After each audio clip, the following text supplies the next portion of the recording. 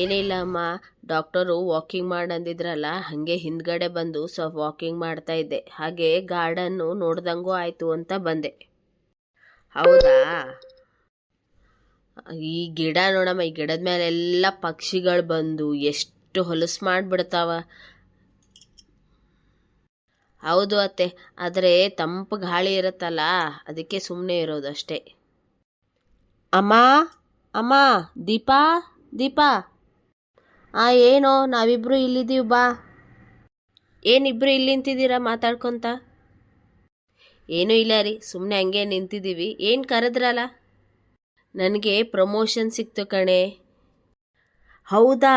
ತುಂಬ ಸಂತೋಷ ಆಯ್ತಪ್ಪ. ಅದಕ್ಕೆ ಸಾಯಂಕಾಲ ನಮ್ಮ ಫ್ರೆಂಡ್ಸ್ನೆಲ್ಲ ಮನೆಗೆ ಕರಿತಿದ್ದೀನಿ. ಏನಾರು ಅವ್ರಿಗೆಲ್ಲರಿಗೂ ಸ್ವಲ್ಪ ಊಟಕ್ಕೆ ವ್ಯವಸ್ಥೆ ಮಾಡ್ತೀರಾ ಇಬ್ಬರು? ಮಾಡ್ತೀನಿ ರೀ. ಅವರಿಗೆ ಪಾಲಕ್ ಪನ್ನೀರು, ಸ್ವಲ್ಪ ನಾರ್ತ್ ಇಂಡಿಯನ್ ಡಿಶ್ ಎಲ್ಲ ಮಾಡಬೇಕೆ? ಮಾಡ್ತೀನಿ ರೀ, ಅದಕ್ಕೇನಂತೆ, ನನಗೆಲ್ಲ ಬರುತ್ತೆ. ಬೇಡ ಬೇಡ, ನಿನಗೇನು ಬರುತ್ತೆ. ನಾನು ನನ್ನ ಮಗಳನ್ನ ಕರೆಸ್ತೀನಿ, ಅವಳು ತುಂಬ ಚೆನ್ನಾಗಿ ಮಾಡ್ತಾಳೆ. ನಿನ್ನ ತಂಗಿ ನಿಶಾನ ಕರೆಸ್ತೀನಿ ಕಣೋ, ಅವಳು ಇದರಲ್ಲೆಲ್ಲ ಎಕ್ಸ್ಪರ್ಟು, ತುಂಬ ಚೆನ್ನಾಗಿ ಮಾಡ್ತಾಳೆ. ಯಾಕತ್ತೆ, ನಾ ಮಾಡ್ತೀನಿ. ಬೇಡಮ್ಮ, ನೀನೆಲ್ಲ ಕೆಡಿಸ್ಬಿಡ್ತಿ. ನಿಶಾ ಆದರೆ ಎಲ್ಲ ಅಚ್ಚುಕಟ್ಟಾಗಿ ಮಾಡ್ತಾಳೆ. ಸರಿ, ಯಾರನ್ನಾರ ಕರೆಸಿ ಮಾಡಿಸ್ರಿ. ನಾನು ಎಲ್ಲರಿಗೂ ಫ್ರೆಂಡ್ಸಿಗೆ ಫೋನ್ ಮಾಡಿ ಬರ್ತೀನಿ. ಸರಿನೋ, ನೀ ಚಿಂತೆ ಮಾಡಬೇಡ. ಏನಿವರು ಎಲ್ಲದಕ್ಕೂ ಅವಳನ್ನ ಕರೆಸ್ತೀನಿ ಅಂತಾರೆ. ನಾನೇನು ಮಾಡಲ್ಲನಾ? ಅತ್ತೆ, ಅತ್ತೆ. ಏನಮ್ಮ?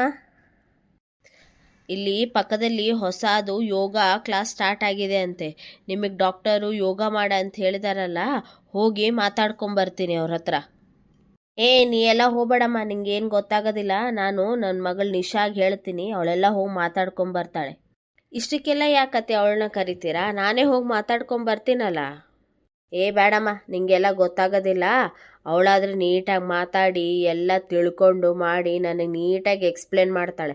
ಅವಳು ಹೇಳೋದು ನನಗೆಲ್ಲ ಅರ್ಥ ಆಗುತ್ತೆ. ಅವಳನ್ನೇ ಕರಿತೀನಿ, ನೀನು ಹೋಗ್ಲಿಕ್ಕೆ ಹೋಗ್ಬೇಡ. ನಿಮ್ಮಿಷ್ಟ ಅತ್ತೆ, ನಾನು ಅವಳಿಗೆ ಫೋನ್ ಮಾಡಿ ಬರ್ತೀನಿ. ಏನಿವರು ಎಲ್ಲದಕ್ಕೂ ನಿಶಾ ನಿಶಾ ಅಂತಾರಲ್ಲ ರೀ. ಏನೇ? ದೀಪಾವಳಿ ಬಂತಲ್ಲ, ನಾವು ಹೋಗಿ ಶಾಪಿಂಗ್ ಮಾಡ್ಕೊಂಬರೋಣ ರೀ. ಮನೆ ಜನರಿಗೆಲ್ಲರಿಗೂ ಬಟ್ಟೆ ತೊಗೊಂಬರ್ಬೇಕು. ಹಾಗೆ ನನಗೂ, ಅತ್ತೆಗೂ, ನಿಶಾಗೂ ಎಲ್ಲರಿಗೂ ಸೀರೆ ಎಲ್ಲ ತೊಗೊಂಬರ್ಬೇಕು ರೀ. ಸರಿನೇ, ಇವತ್ತು ಸಾಯಂಕಾಲ ಹೋಗೋಣ. ಎಲ್ಲ ಲಿಸ್ಟ್ ಮಾಡು ಏನೇನು ಬೇಕು ಅಂಥೇಳಿ. ಒನ್ ಟೈಮ್ ಹೋಗಿ ಎಲ್ಲ ತೊಗೊಂಬಂದ್ಬಿಡೋಣಂತ. ಸರಿ ರೀ. ಏನು ಮಾತಾಡ್ತಿದ್ದೀರಾ? ಏನೇ ಇಲ್ಲ ಅಮ್ಮ, ದೀಪಾವಳಿ ಹತ್ರ ಬಂತಲ್ಲ, ಅದಕ್ಕೆ ದೀಪ ಅಂದ್ಲು ಎಲ್ಲರಿಗೂ ಬಟ್ಟೆ ತೊಗೊಂಬರ್ಬೇಕು ಅಂತ. ಅದಕ್ಕೆ ಅವಳಿಗೆ ಹೇಳ್ತಾ ಇದ್ದೆ, ಲಿಸ್ಟ್ ಮಾಡು, ಸಾಯಂಕಾಲ ಹೋಗಿ ತೊಗೊಂಬರೋಣ ಅಂತ ಹೇಳಿ. ಯಾರ್ಯಾರು ಹೋಗ್ತಿದ್ದೀರೋ?